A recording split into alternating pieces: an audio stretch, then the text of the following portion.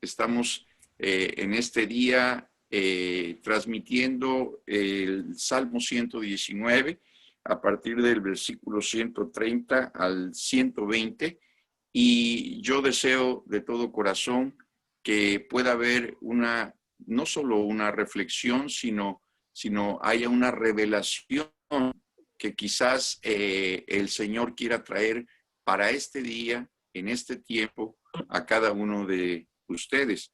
Por tanto, vamos a iniciar directamente leyendo las Escrituras y viendo cómo la palabra de Dios va formando en nosotros esperanza, alegría, gozo, contentamiento y una serie de condiciones espirituales que nos van a hacer amar esta palabra, porque esta palabra la escribió Cristo desde los principios del mundo, para que nosotros y nuestras generaciones pudieran tener una guía de conducta, como veíamos el día de ayer, cómo la palabra se convierte en lámpara a nuestros pies y lumbrera para nuestro camino. Sin la palabra estaríamos prácticamente sin ninguna posibilidad de permanecer.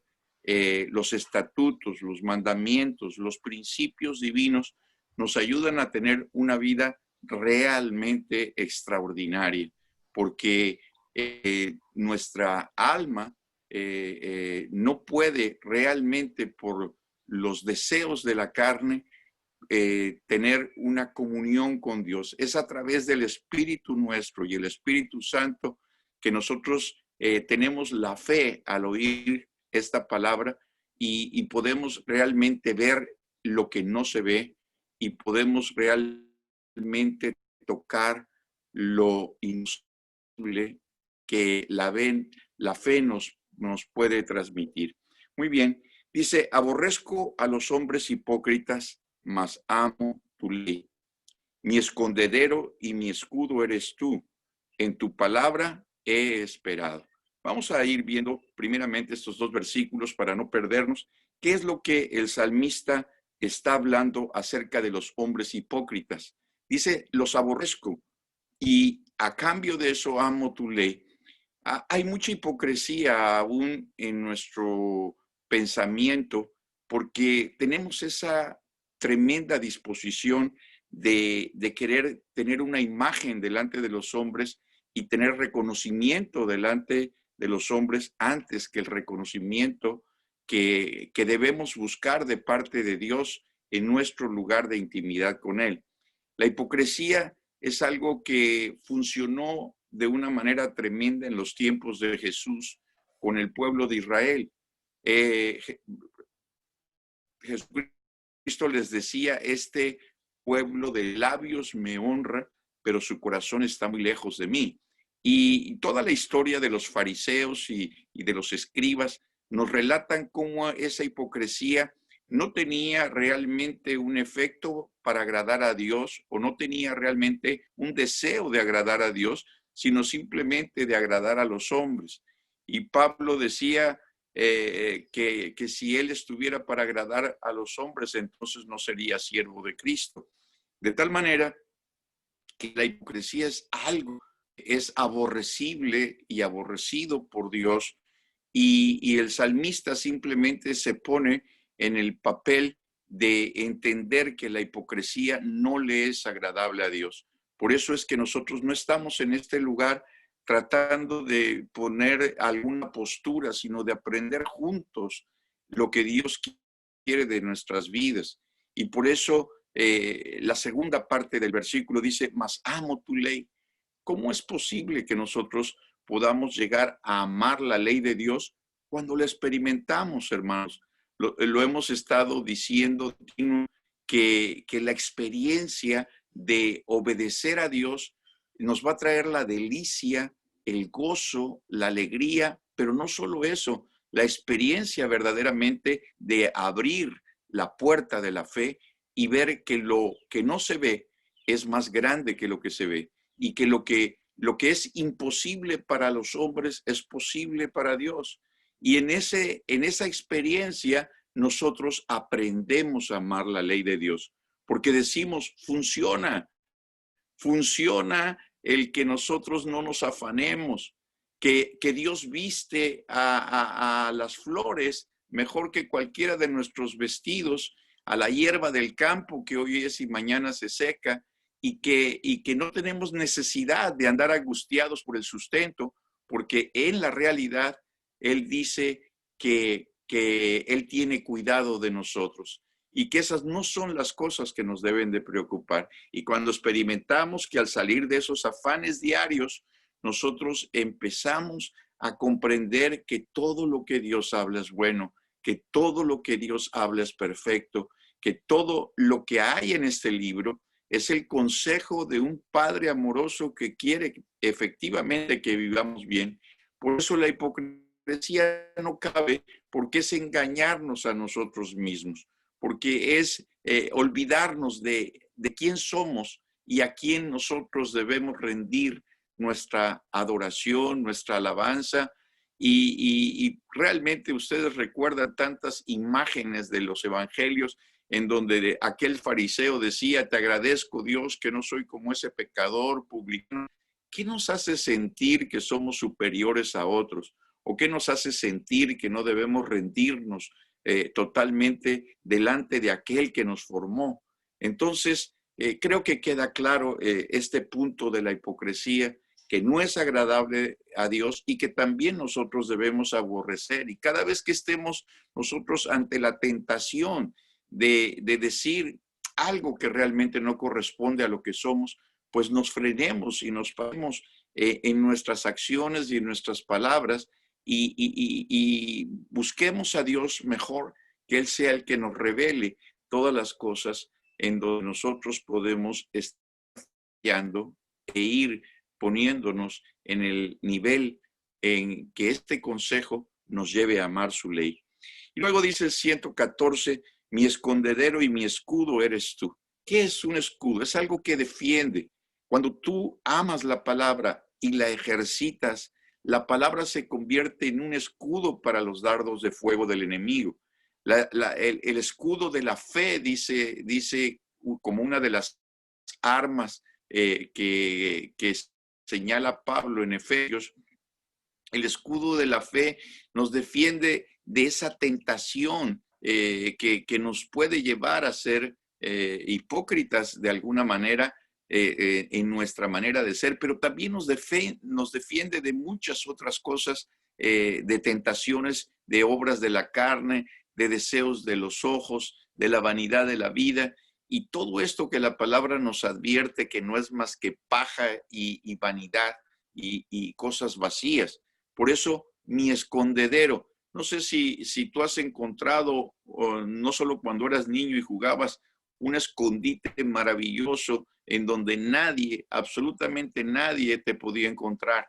Y lo maravilloso es que en Dios tenemos un escondedero en donde solamente Él puede encontrarse con nosotros, y ahí es donde podemos encontrar esa defensa, ese escudo para nuestra vida. Por eso dice, mi escondedero y mi escudo eres tú. En tu palabra he esperado. Ya hemos hablado de cómo debemos esperar en la palabra.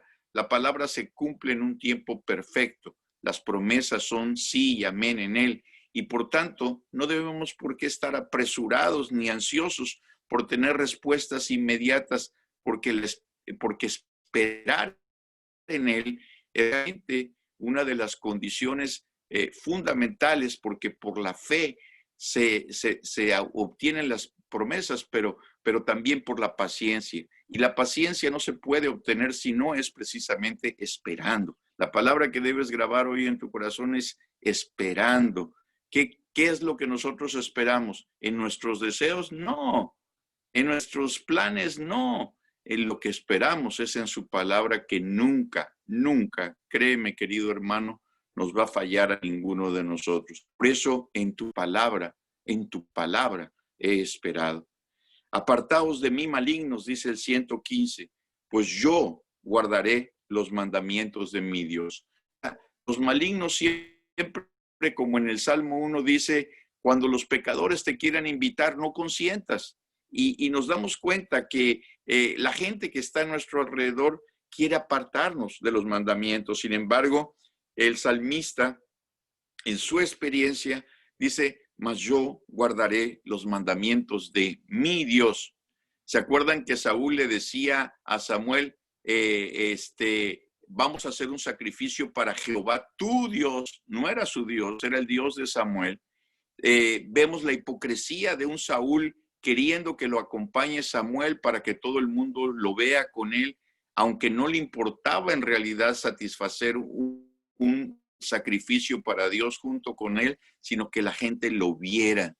Cuán nosotros somos vulnerables a que la gente nos vea, a que la gente nos honre, pero toda la gloria sea para nuestro Dios siempre, y nada de lo que nosotros tenemos es nuestro o nos pertenece. Si algo bueno hay dentro de nosotros, es el Espíritu Santo y la presencia de Dios en nuestras vidas. Entonces, no simulemos, hermano, ya que el encabezado de esta porción del Salmo 119 es aborrecer la hipocresía. Y entonces sigue diciendo, susténtame conforme a tu palabra y viviré. El sustento de la palabra es vida, porque el alimento que necesita nuestro espíritu y nuestra alma para poder caminar hacia Dios es precisamente su palabra. Por eso dice, susténtame. Así como Israel fue sustentado en el desierto, le decimos, susténtame con tu palabra, ¿sí? Y viviré. ¿Cómo pudo vivir Israel con ese solo maná durante 40 años en el desierto? Pues yo no sé cuántos años nos van a tocar vivir en este planeta, pero en lo que se refiere a mí, y yo estoy seguro que a ti, tú necesitas el sustento diario. No solo de pan vivirá el hombre, sino de cada palabra que sale de la boca de Dios. Por eso el salmista está convencido, diciendo, susténtame conforme a tu palabra y viviré. Y no quede yo avergonzado de mi esperanza. Ese es el punto principal. No quede yo avergonzado de mi esperanza. Nunca, te lo voy a decir, en toda mi vida he sido avergonzado en la esperanza que yo hoy tengo. Mi esperanza no está en lo que el mundo pueda ofrecer, en la plata que yo pueda tener, en el oro que yo pueda acumular. Mi esperanza está en Dios. Mi esperanza está en su palabra, en lo que Él dice acerca de mí, que soy amado, que tendré vida eterna a su lado y todo lo que sería innumerable realmente poder decir todas las cosas que nosotros tenemos más allá de lo que este mundo ofrece. Y conste que no desprecio este mundo. Estoy hablándote básicamente, como decía Juan, perdón, el Señor en el Evangelio de Juan, no te pido que los quites del mundo, sino que los apartes del mal. Y esto es realmente lo que nosotros debemos ejercitarnos, por decirlo, en apartarnos del mal. Estamos en este mundo, somos de este mundo, y Dios nos mandó a este mundo para hacer luz y para hacer sal. Y esto es muy importante para preservar y para dar luz en medio de tanta tiniebla, maldad, injusticia y demás. Entonces sí tenemos una labor en este mundo, no por ser creyentes o por tener todas estas esperanzas, vamos a olvidarnos que estamos de pie en este mundo, pisando esta tierra con un propósito divino, con un propósito divino. Entonces por eso dice, susténtame y seré salvo, y me regocijaré siempre en tus estatutos, dice el 117. Susténtame y seré salvo. Tenemos que estar sustentados diariamente porque la salvación, aunque no se pierde, sí tenemos que estar pegados de alguna manera porque en cualquier momento nos podemos desviar nosotros, no la salvación va a quitarse de nosotros, sino nosotros somos los que podemos retirarnos de estos principios y empezar a vivir vidas solitarias y apartadas del Señor. Dice, Hollaste a todos los que se desvían de tus estatutos, porque su astucia es falsedad. O sea, la falsedad de esa hipocresía es la que puede en un momento eh, odiarnos de los estatutos de Dios. Y el Señor dice, hollaste, quiere decir pisaste a aquellos que se desvían de tus estatutos. Y no es que Dios quiera actuar en contra nuestra, ya lo hemos dicho 1000 veces, Dios quiere actuar en favor nuestro, pero es imposible que no sean pisoteados aquellos que de alguna manera gustaron los principios de la voluntad divina y se apartaron. Hay una palabra muy fuerte que dice que el perro vuelve a su vómito y el puerco lavado al cieno. Eso es algo horrible, porque ya no quedan más sacrificios los pecados que Jesucristo perdonó en la cruz. Ya no hay más corderos, no hay más eh, nada que pueda definitivamente desviarnos de continuar comentando que no podemos más que determinar en este día cómo Dios va a tratar con nosotros. No queda más que estar pegado aquí, como lo comentamos. Dice, porque la astucia de los que se desvían, dice, es falsedad. ¿Qué es lo contrario? ¿Qué es lo sinónimo de la hipocresía? La falsedad. Tenemos que actuar contra la falsedad. Quizás nunca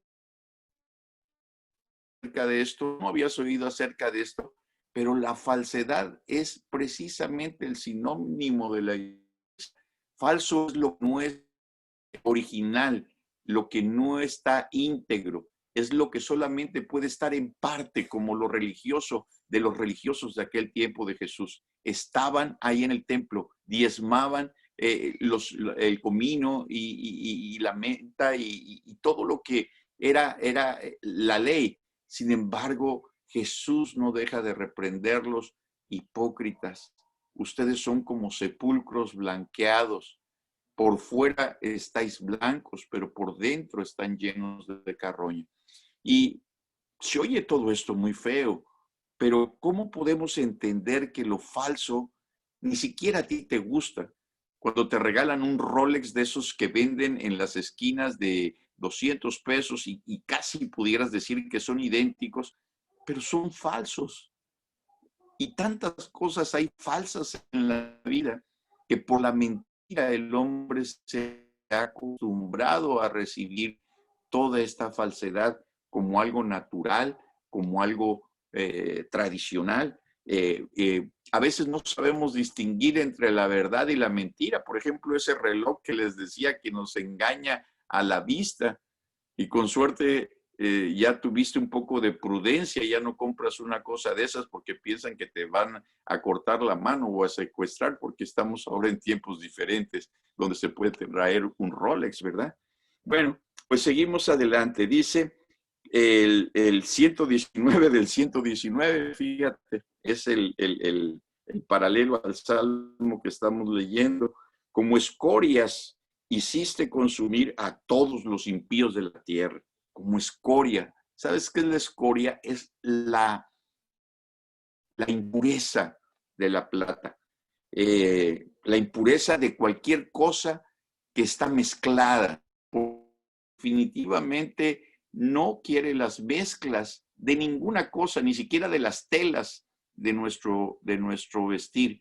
Dice que las telas no deben de mezclarse. Era lino y solo lino lo que hacía que los vestidos. Por eso dice que a la novia de él la va a vestir con lino fino, lino que no tiene mistura, que no tiene mezcla.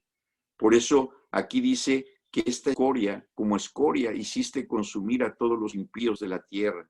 Por tanto, yo he amado tus testimonios. Vuelve a hablar del amor. ¿No te parece que esta cuestión de vivifícame está muy mencionado en este salmo, pero también está muy mencionado el guardar los estatutos, pero también está muy mencionado, yo amo tu ley.